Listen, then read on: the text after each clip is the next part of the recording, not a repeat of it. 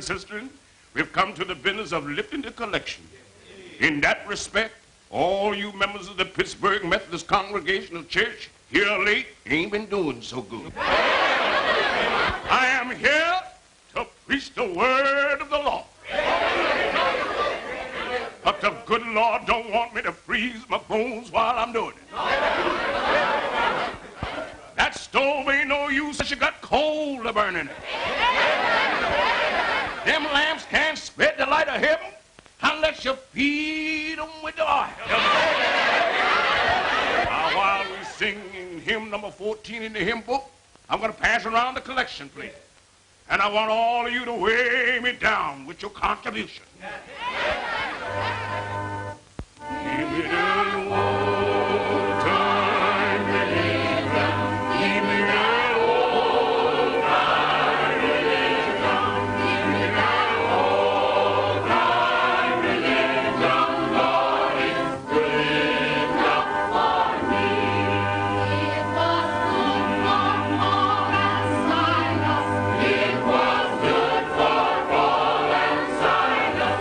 It was good for Paul and Silas. Lord, it's good. Evening, Mr. Stevens. Good evening, Joe. How's that rheumatism? This old powerful bad.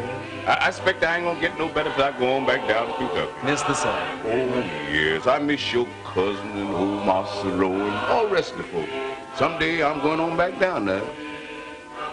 Tend to you singing, son. Tend to you singing. Mr. Stevens, how come you to waste so much time down here with us poor folk? Oh, I'm trying to steal us all out of your hearts. Well, maybe this old congregation of mine has got a song in their heart. But they sure ain't got nothing in their pocketbooks. I never did see such people that...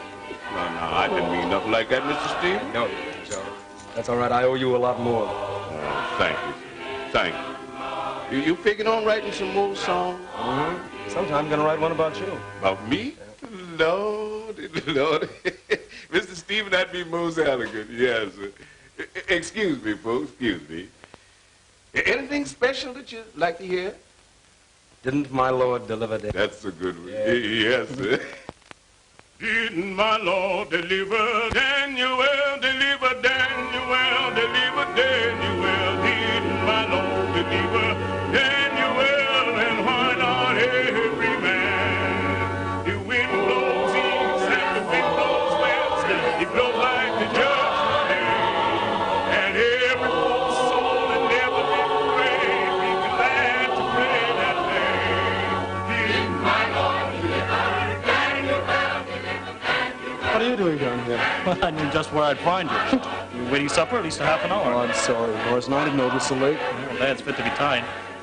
If I were you, I wouldn't let on that I'd been down here again, listening to these. Wait a minute. What's wrong? An idea. Yeah, well, Dad's got one too, and if you take my advice... I've got to get to a piano. Tell Mother I'll be right along, will you? But Steve... Not so fast. 1, 2, 1, 2, 2. But, oh, there it is again. Wait. Stop, please. Oh, you know, darling, when you do these things, it makes indignant in my ears. Off tempo, off notes, off everything. Liebchen, I'm sorry, but I don't think Mozart ever wrote this for you. Oh, if you don't mind, I'd like to keep on trying. You see, Stevie likes this piece. So you want to please Stevie, huh?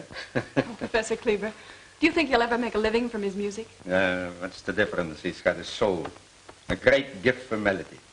Oh, but Father says he isn't practical. Yeah, macht's nichts aus. A genius don't got to be practical.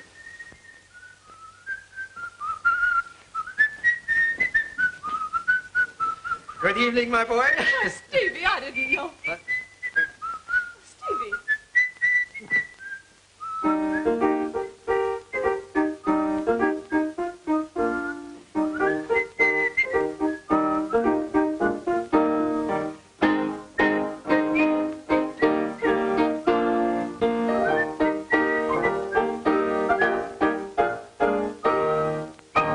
Like it? It's lovely. What do you think, Professor? That's all right. That's a nice little thing. But you can do better. No, please don't misunderstand me. It's very good. It's wonderful. Yeah. Not so hard to play as Mozart either. That's the idea, Professor. Easy to pick up. It might become popular. Popular, yeah? For a day, a month, a year maybe. But Stephen, you got music in you that didn't come out yet. Rhythmic emotion, pathos. That's what you want to cultivate. Maybe someday you'll write something that'll live forever. Oh, forever's a long time, Professor. Well, we shall see what we shall see. Time will tell. And now, children, although I can see that you both hate to have me go,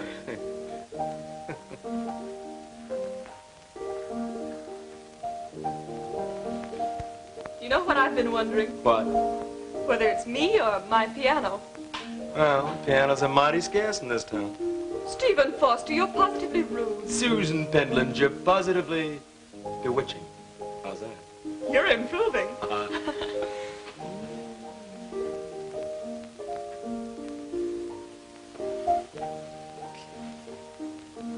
New dress. I like you in lavender. It's blue. Like you in blue. That's it. Now, if I can only get a lyric. You might sell it? And if I did, I could buy you such lovely things. A parasol. Blue to match your lavender dress. That would be nice. And all sorts of surprises. A little white cottage. The one that's always been waiting for you and for me.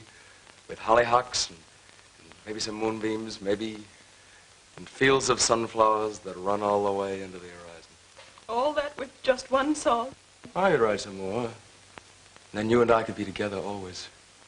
Would you like that? Oh, yes, Stephen. Just you and I. And the piano. By all means, the piano.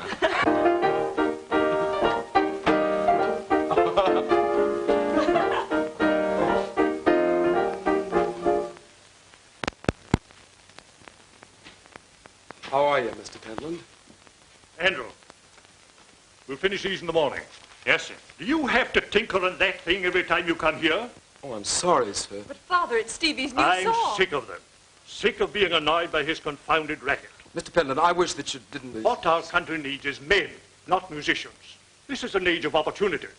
Our far-seeing statesmen in Congress have had the foresight to annex Texas. Why, what good would Texas ever be to us? Too far away. How can we ever get there? The railroad? Railroad bosh. That's some of Pitland's nonsense. Why, you might just as well talk of building a railroad to California. Should have saved something hot for Mr. Stephen. You will save nothing for Mr. Stephen. If he hasn't the sense to... I wonder what's happened to him. He's been busy. Busy. Ha! The Union crawling out of its swaddling clothes every day, men making history, opportunities for fame and fortune. And what is my son doing? Nothing. Nothing! But, Father, Stephen's going to be a great musician. Why, there's never been a musician in the Foster family. Why should we suddenly sprout a genius? Work. That's what Master Stephen needs, work. My dear, Dunning must create a place for Stephen in Cincinnati. But Stephen wouldn't want to leave home. He'd be very unhappy. Well, he'd be with his brother, wouldn't he? Yes, but what about Susan? Susan. Boy and girl foolishness. I agree with you, Mr. Foster. Stephen should go to work. Susan is a lovely girl, but after all, Stephen's very young. And it would be a shame if... Hello, Jane. Hello, Stephen. Mother. Huh. So you finally decided to come home. Father, you see, I understand. Well, my boy, it may interest you to know that I have arrived at a very important decision concerning your career. You are going to work for your brother Dunning in Cincinnati. Don't you think, sir, that maybe we will not discuss the matter. I have decided.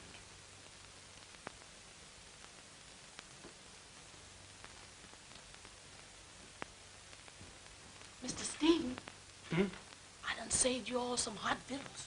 Thanks, dearie. I'm not hungry. Oh, Stevie, Yes, Jane. are you going to Susan's birthday party tomorrow night? Of course. Do you mind stopping by for me? Glad to.